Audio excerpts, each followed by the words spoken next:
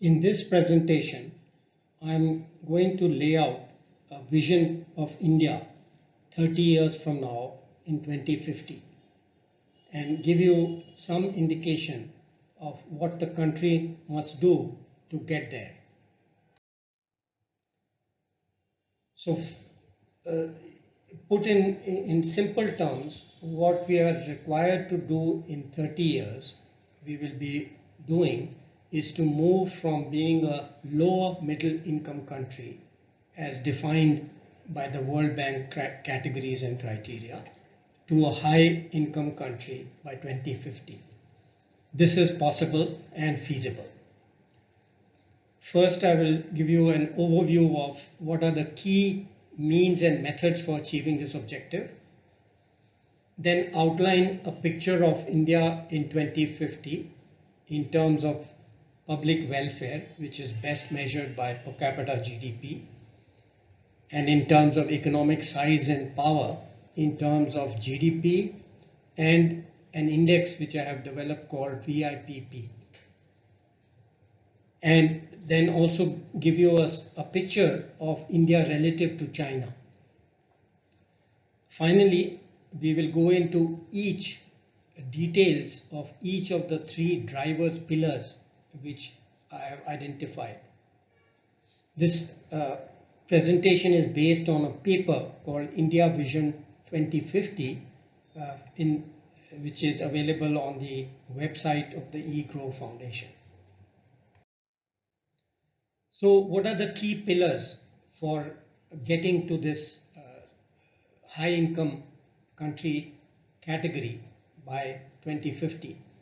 First and foremost, of course, is sustained fast economic growth. I make a conservative assumption of an average per capita GDP growth of 5.8% per annum for these 30 years. The decadal growth will be fastest in the first decade of these 30, then will gradually slow in the second and third decade. But this is the average assumption which underlies the picture that I'm going to show you after this. This per capita income growth of 5.8% implies a GDP growth of 6.4% per annum based on the roughly average population growth of about 0.6% per year in the next 30 years. The second pillar for achieving the HIC status is equality of opportunity. We know that this includes equality of opportunity for women, SC/ST, rural residents.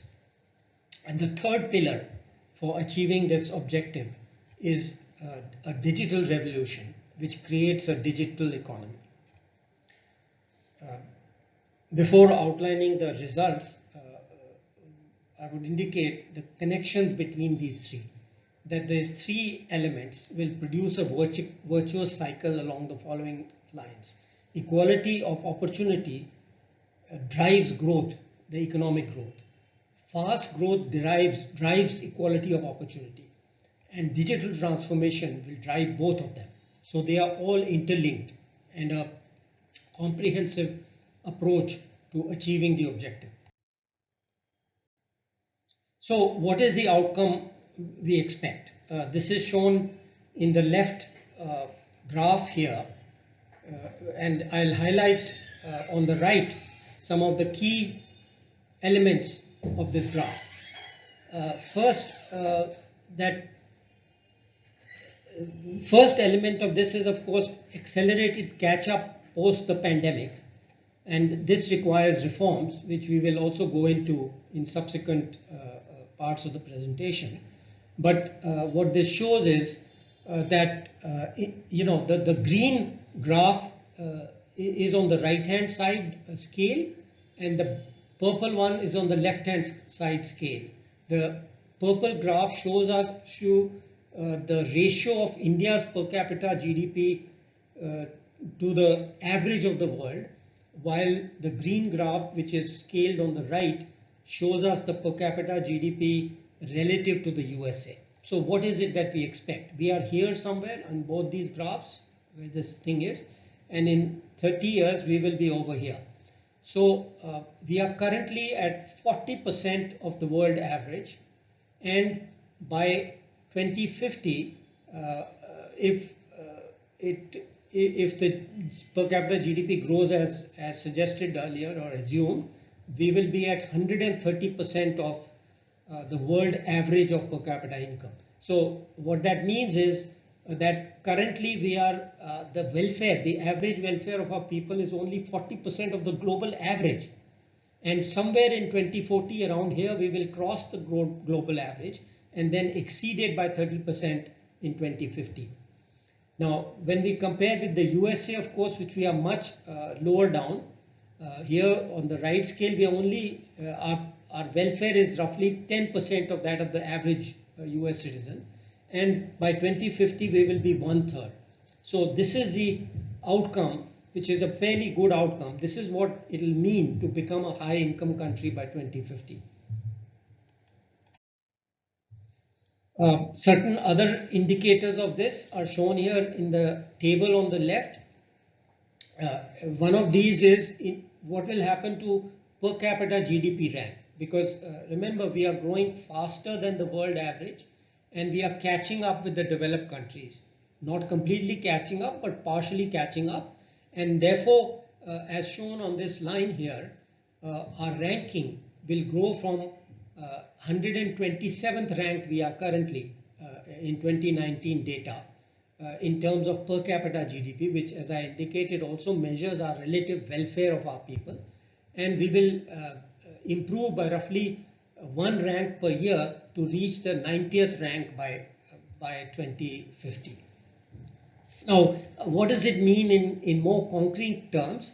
And I've given some indication here in the footnote, and what it shows is that the living standards or the average quality of life of Indians in 2050 would, according to this scenario, the base scenario, be about where the EU countries were in the mid-1990s. So if you have visited any of these countries, for example, UK in the mid-90s, Japan in the mid-90s, Spain in the mid-90s, Australia in 97, Spain in 2000, Japan in 1999, UK in 1997. This would be the standard of living of the average Indian in 2050. This is what we are hoping to achieve. This is our vision. Another few facts here that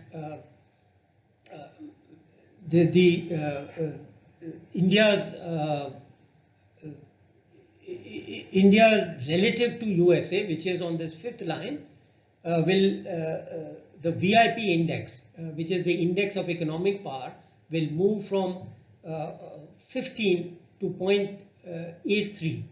This is quite substantial, because if you look at the history, where I have applied this same index VIPP to many countries in history, what we find is even in the height of the so-called bipolar world of the post-war world, when the USSR was a challenger to the USA and everybody agreed there was a bipolar world, this VIPP index as measured of the USSR was only 40% of that 0.4. So this is all relative to the USA. And achieving 0.83% in terms of this index means that India would be the third most powerful economic power. So that is another element. And finally, India-China, though we'll have see more the graph by which we reach there, but what we can note here is that India's GDP, which is given in this line here, will go from about GDP measured in purchasing power parity, which is really the most appropriate measure of size for such comparisons, will go from 40% to 80%. However, its power will be much less. So China's power, economic power as measured by US, will be higher than USA, and therefore our power relative to it will only be 0.62 as compared to 0.83 measured by the VIPP. So here is the trajectory of India versus China. It's the ratio of various indicators, including the power indicator, the per capita GDP, etc. So we can see that this purple line gives us the ratio of India's per capita income to that of China, and we are currently 2019 we were about 42%, and we'll move to 65% of China by 2050, given the trajectory. And similarly, in terms of power, the VIP index, we will move from 0.27, where we are about here, to 0.62. The number I also read out to you from the previous table. But this is the trajectory. You can see also that the gap between the per capita income in PPP terms and the VIPP will decline. The third point to note here is that this green line is the ratio of the per capita GDP in US dollar terms, which is only about 0.25. But you can see the gap between the VIPP index, which I constructed, and this per capita GDP in US dollar terms, which most people commonly discuss, is almost the same. But we use only the VIP because it's more accurate to predict. There are many random variables, temporary variables in the US dollar measurement. So we prefer to use this VIPP index, and this is its trajectory. So returning to the means or pillars of achieving this goal. So first one, as we pointed out earlier, was sustained fast growth. There are two important elements of this which I will highlight. One is that there has to be a clear conception of the role of government, private sector and social sector, so that each focuses on the things it can do best and things which only it can do and must do. So first, government must focus on public goods provision and externalities which have to be regulated. It has to create the correct market environment which is pro-competition and anti-monopoly, in which the private sector can compete, innovate and invest. That is the job of the private sector, but the market environment must be created by the government. And finally, welfare transfers. It is the job of the government, role of a modern socialist, modern government, to support the weak through welfare transfers. So these are the roles which the government focus on. Historically, government has gone all over the place and had multiple objectives and messed up most of them. So this focus, which is now coming, which is part of the reforms we have been doing, is coming and must continue. And then given a proper environment, it is really the job of the private sector to compete, innovate and invest. And finally, the social sector is very important, the community sector. The community has to support the special needs of disabled and disadvantaged. This doesn't mean that all the funds it must generate, but government must help, of course, through welfare transfers of various sorts, through the community public partnerships, etc. But governments are very bad at this small scale, detailed interventions, whether it's social or economic, and therefore it is better that the government support community organizations which can do these micro needs, special needs of various people, which we must support. As a high income country, it will be our duty, and we will have the ability to support the disadvantaged. The second big element after this appropriate role of government, private sector and community or social sector is global comparative advantage.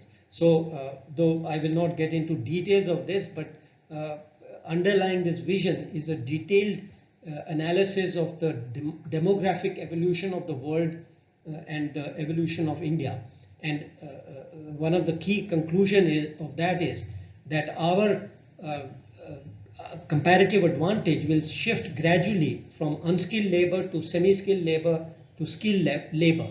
Some of this is already happening. India is a large country, 1.4 billion people, diverse country. So some of these things run in parallel, but overall, on average, our comparative advantage will shift in this way. And secondly, another aspect of this global comparative advantage is that we must not just ape what everybody else says. For example, about AI and machine learning, etc. Our focus on AI and MI has to be on our comparative advantage, which, as I have said here, will be shifting.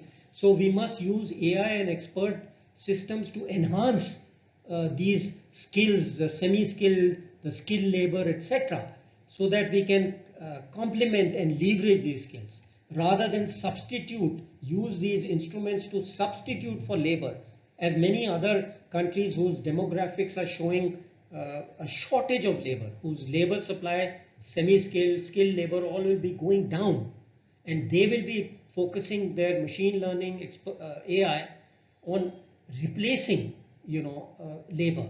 What we have to do is enhance our expertise by using AI and expert system, because that will multiply our advantage, leverage our advantage.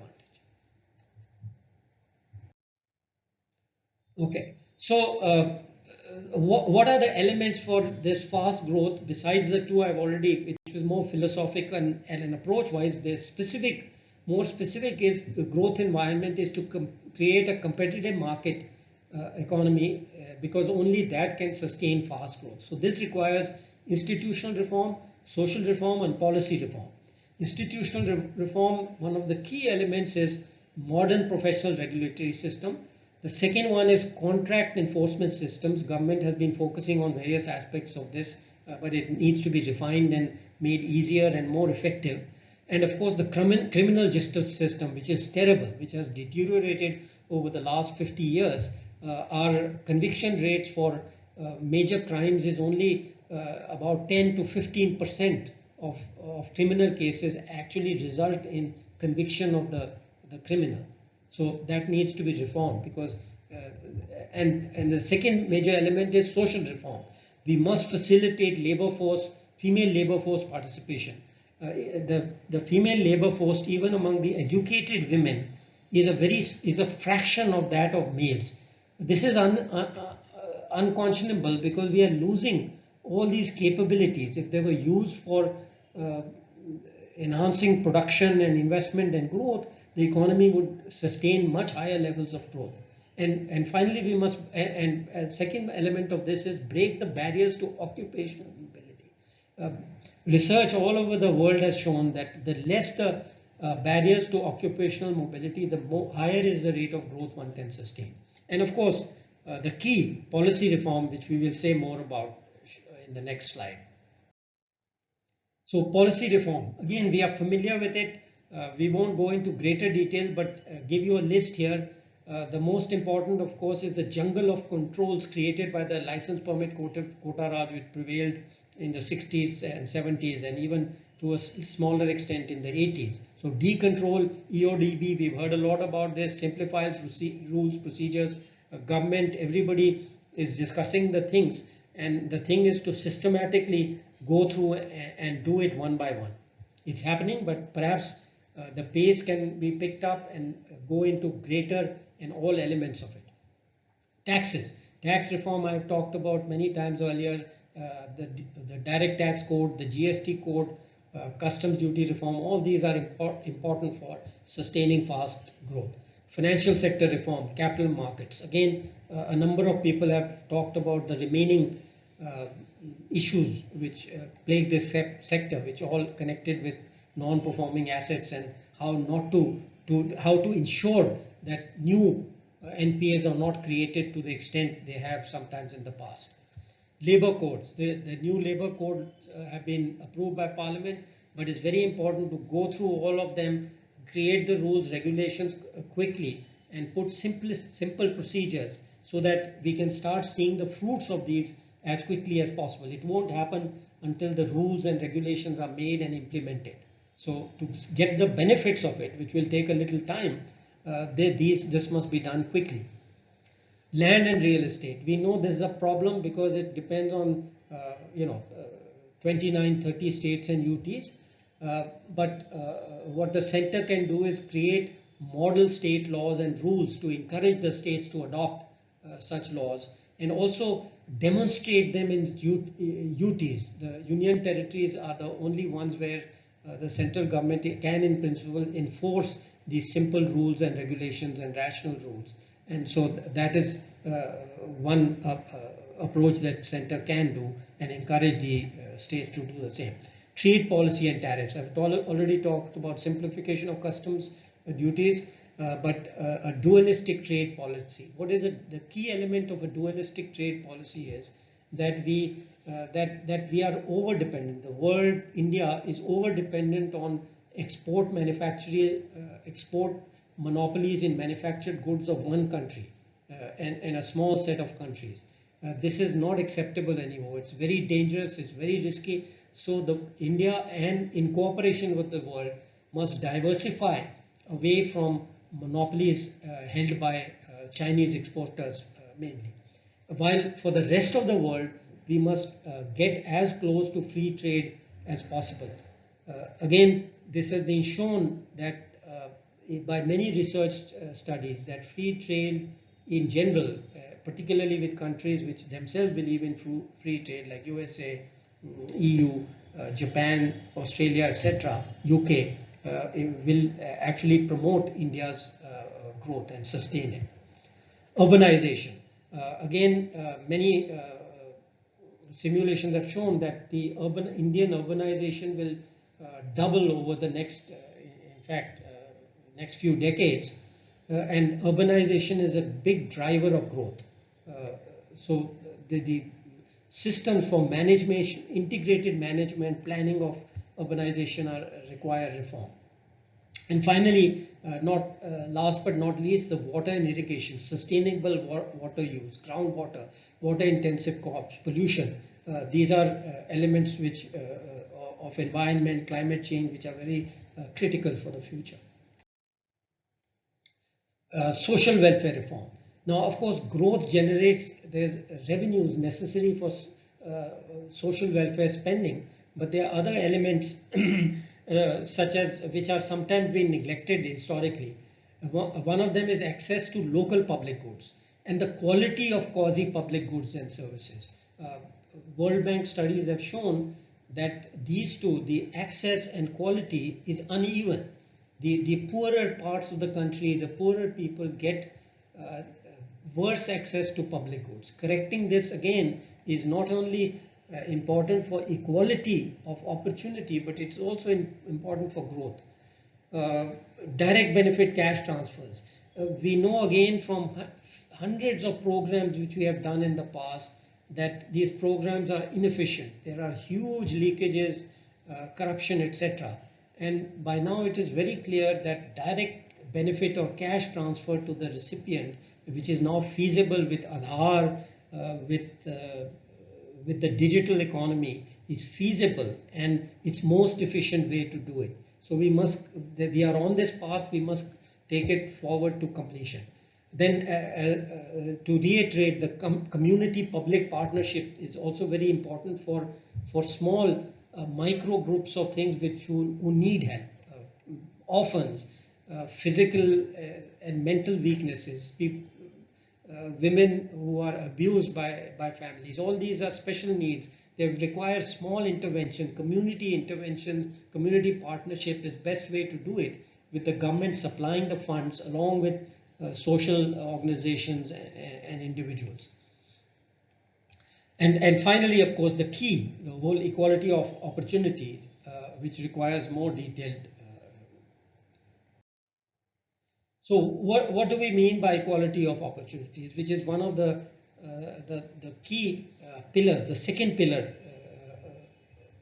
which is necessary to attain high income country status, genuine HIC status. So one element in Indian conditions is the or underutilized brain power. Now, brain power you can think in many dimensions. It's not just IQ, which we think of. It's EQ. It's emotional quotient, social quotient. They are all kinds of abilities which are underused in India.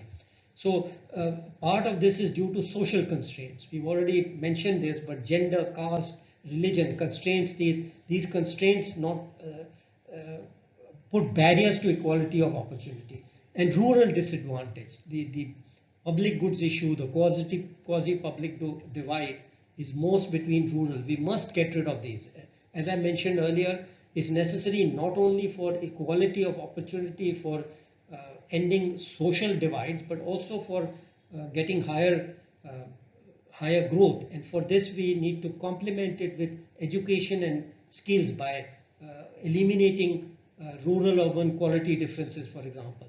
Public health and public health education is critical. The pandemic, if anything, has shown up the public, though I have been talking about public health and PH education for decades, but the pandemic now has made everybody aware that this is a critical element.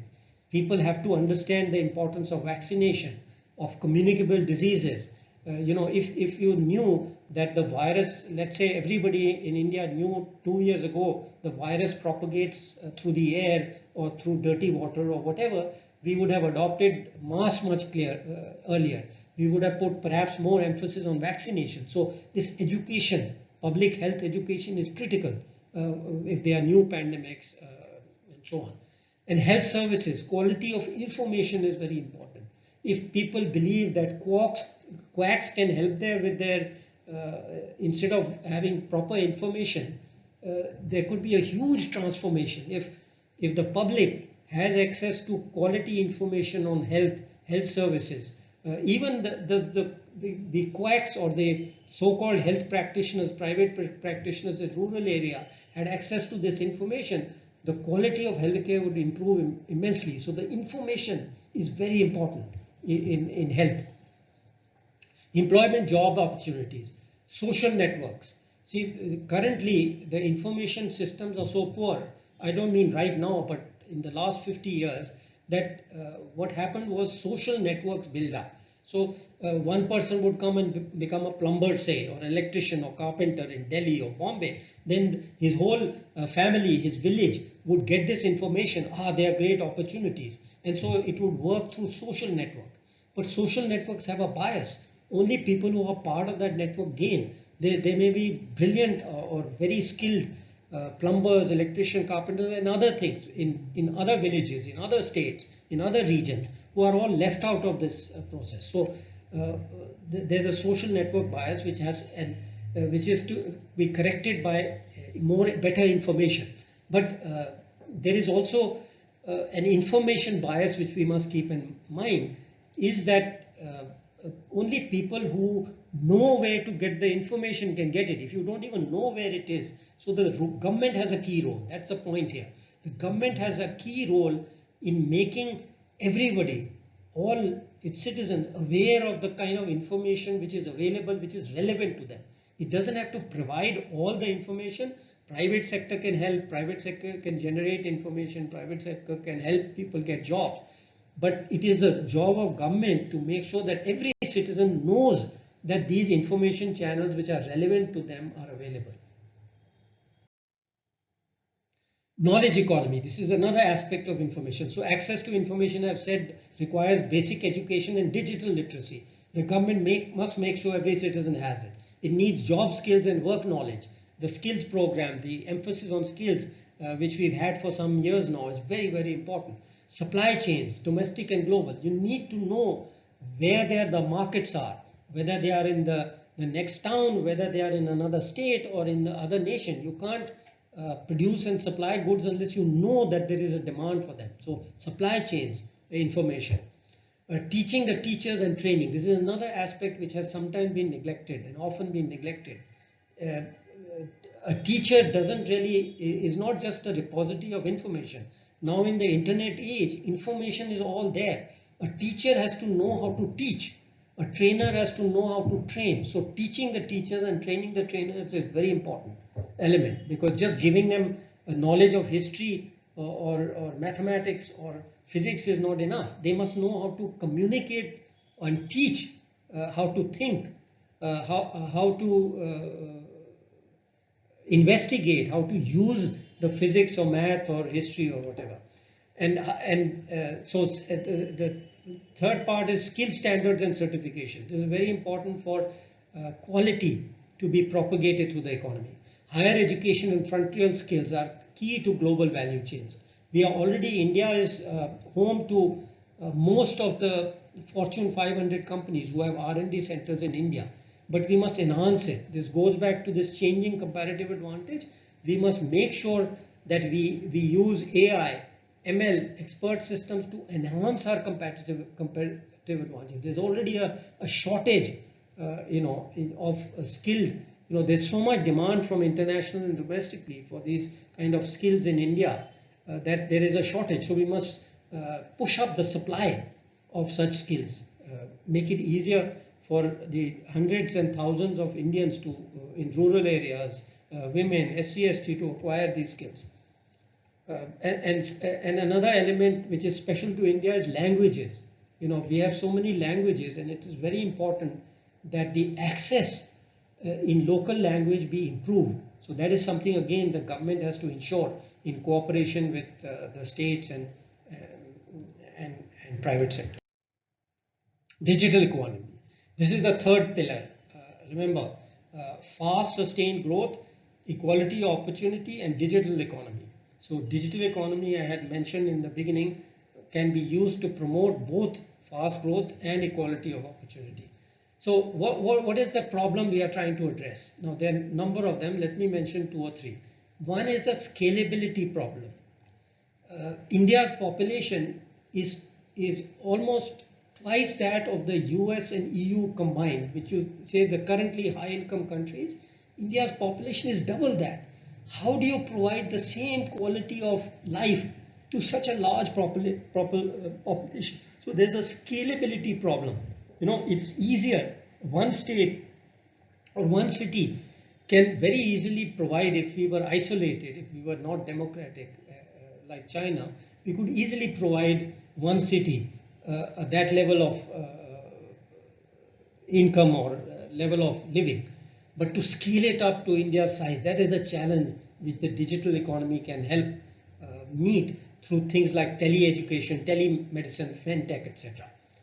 Then second problem is that something called the public goods problem I mentioned earlier, that there is a hierarchy, local public goods, regional, national, okay? And generally, traditionally, in the physical economy, you had to provide the local public goods locally. So what the digital economy is now making it possible that you can mix, you can have hybrid supply to village clusters. So in earlier times, if you had to have a math teacher or a science teacher in every village, now you can share. So you can, for example, just an example, that you could have a cluster of villages where one teacher would give lectures which are on the internet, everybody listening, but then go from spend one day in every village to have face-to-face interaction. So hybrid systems can be developed which take care of this local village, local good problem and raise it to a higher level.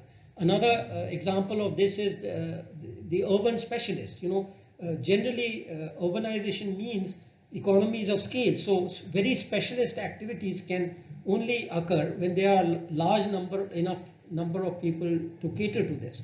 What the digital economy does is that one person doesn't have to be, everybody doesn't have to go to the urban areas. That same person can, through the digital linkages, supply that service, the lecture or the program through the internet. So in this way, it breaks down the public good hierarchy. Access to information, jobs, knowledge. We've already discussed this. The examples above have shown it. But this has to be thought through carefully and make sure that jobs and work skills can be accessed by anybody in the country, including those in remote areas. And finally, the digital economy makes possible for everybody, every citizen, once we create the necessary infrastructure we'll talk about, to work from anywhere, rural, small towns, work from home. So it can be used as a tool for social acceptability, where the social constraints don't allow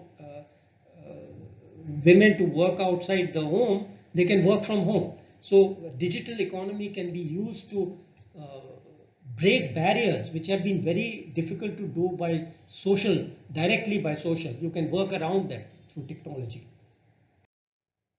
So what do we need for that? So digital infrastructure, clearly to make this work in the way we have been outlining, one has to provide universal access and eliminate the digital divide. There's no question about it. This now, it is not a side thing.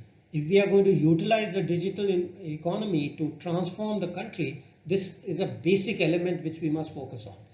Hard infrastructure, we know, but the program is there. Connectivity must be provided to every panchayat, every village, every habitation. These programs have been there for 5 years or more, but we must take them very seriously and implement them as quickly as possible if we are to utilize the benefits to actually see on the ground, including in terms of growth. Free access for the poor, this is an essential element.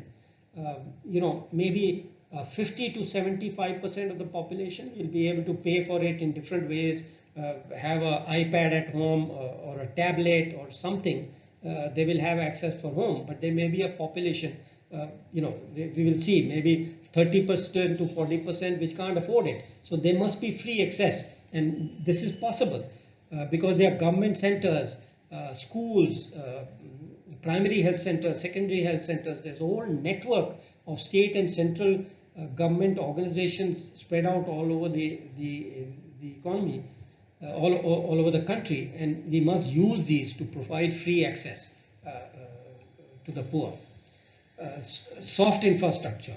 This is another thing which, because it's a new subject, people have not focused on. But the key here is to have innovation in digital economy without creating monopolies. So we need professional independent regulatory system to guard against monopolization. And some of the key new elements which arise in a digital monopoly, key elements are network externalities, data rents. You heard of the word data is the new oil. So it's like an equivalent of a natural resource which must be regulated. Economies of scale and scope. New research is showing that this is old problem which we have seen in infrastructure is much deeper and more extensive in the digital economy. So we must be aware of it and see how to regulate it. And algorithm bias. Public operating system. This is something, again, India is actually a pioneer. We'll say a little bit more of this. We need these for free fair competition. The universal universal payment interface, the stacks that India has been talking about, the platforms like e-GOM, which government has created. This is very pioneering, and there are certain elements. I will just more of these which I list. Universal interfaces and stacks, very important. India is a pioneer, we must go further. Health stack already announced, public health stack, I talked about pandemic lessons, welfare stack. We have hundreds of programs, centers, states. If I remember correctly, the last time I measured, there were something like 250 programs of center and state in each district. It's a mess. Nobody even knows. I mean, the people who are doing don't know how many other programs there are in the district. So we create a welfare stock which has all these programs, which has UID, which has mobile delivery, which connects all these things to make it more efficient and make sure that every person who needs and deserves help gets it. A community interface I mentioned, but this could also be put in a social stack or platform which helps the community, the state and the central government and social organizations cooperate to help the needy. But needy here not just in a financial sense, but which have special problems and needs, which needs this close interaction. E-governance, very good program by government. Again, we need to accelerate these as much as possible if we want to get the benefit in terms of efficiency and growth.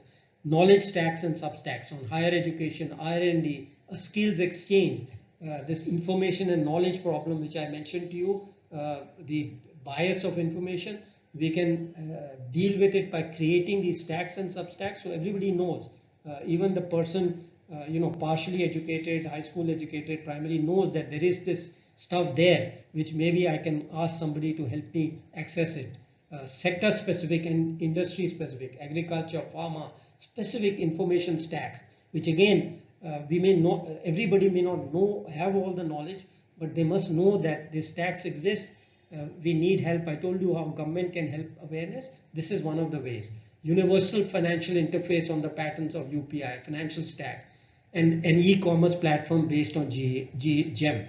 The government has already announced a committee to look at how a neutral, efficient, competitive e-commerce platform can be created and regulated. Excellent step which is in process.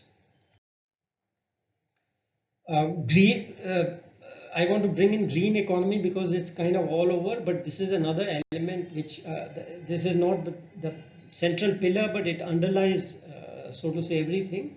Green economy will be an important part of the India of 2050 because it's partly the element of standard of living. This will be important.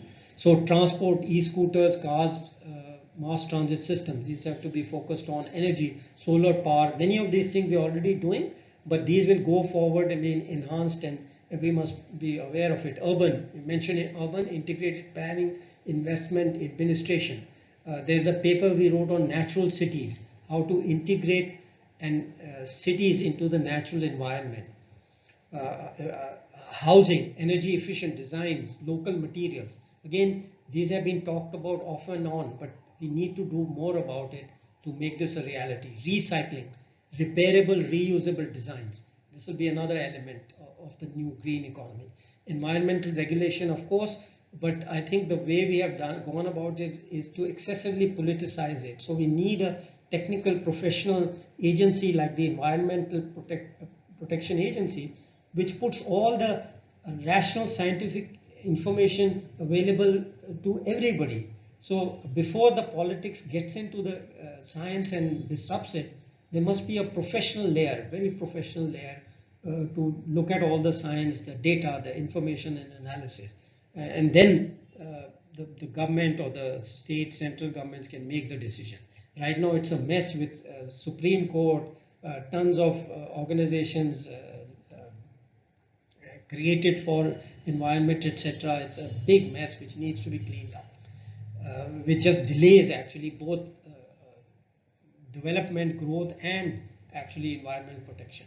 Green stack, another version of the stack I said. So if you have a green economy, again, to people who want to promote the green economy, want to participate in it, it's a stack or an information exchange or green market.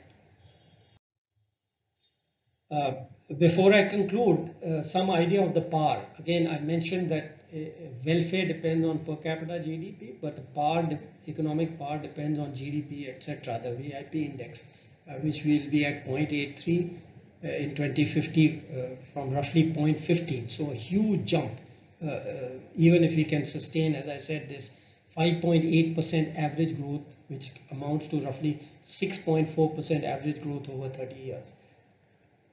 So some of the things which we can look forward to in this as a result are the rupee becoming a reserve country, a common market in the southern Asian region, where we are connected not just South Asia but to the Gulf, to ASEAN, a closer market. As India's economy grows, as its per capita income grows, it will become feasible to key the neighboring economies stretching from Egypt to Philippines into this economy in some form of common market.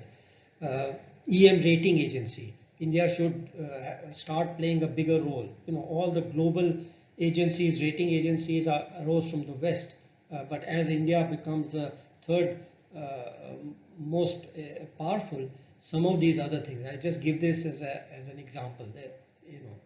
These are some of the things which will be associated with this. Second, purely on the military side, it will be very important to create a military industrial complex.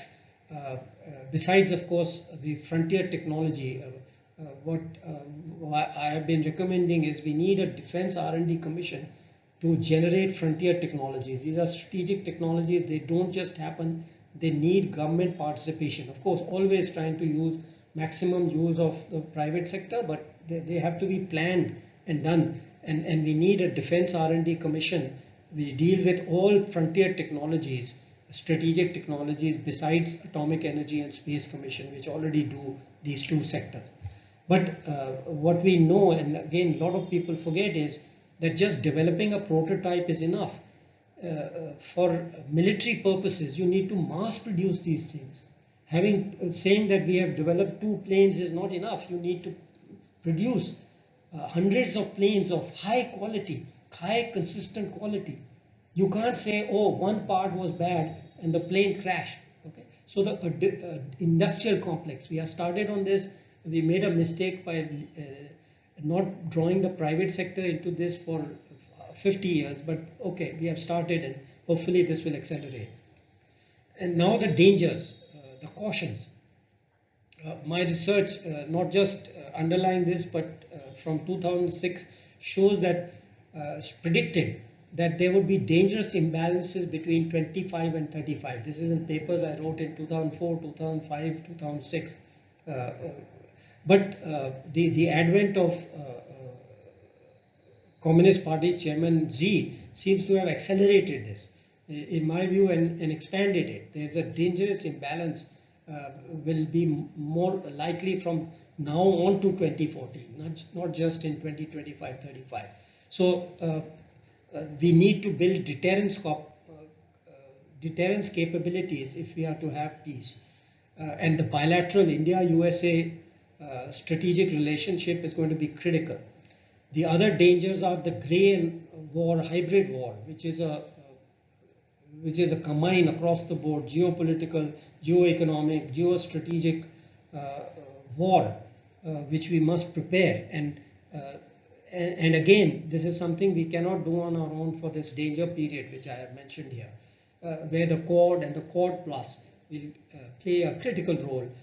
For example, in high-tech decoupling, we have to thwart the S-REIT strategy of those who are launching grey war and hybrid war.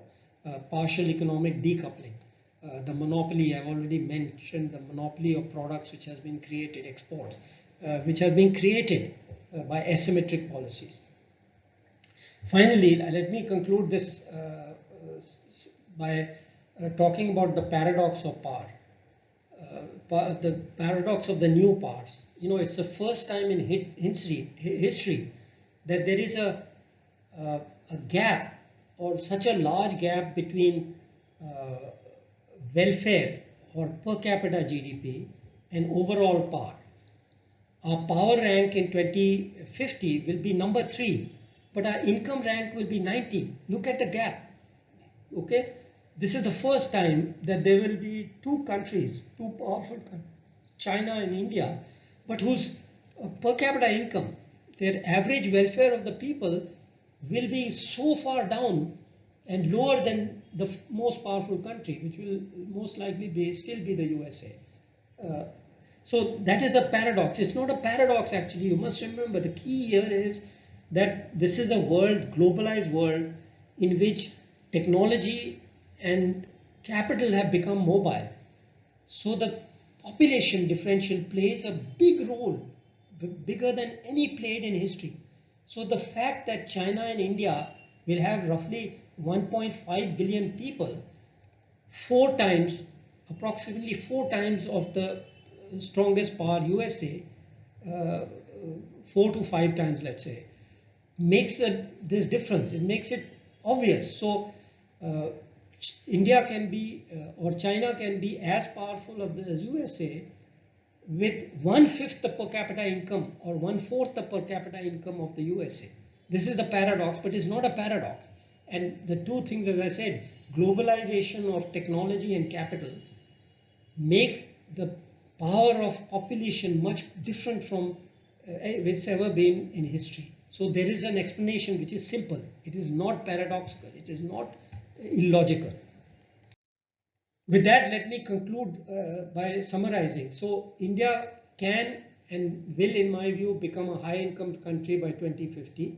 The average quality of life then will be roughly comparable to what is there in EU countries, European Union countries in the mid-1990s.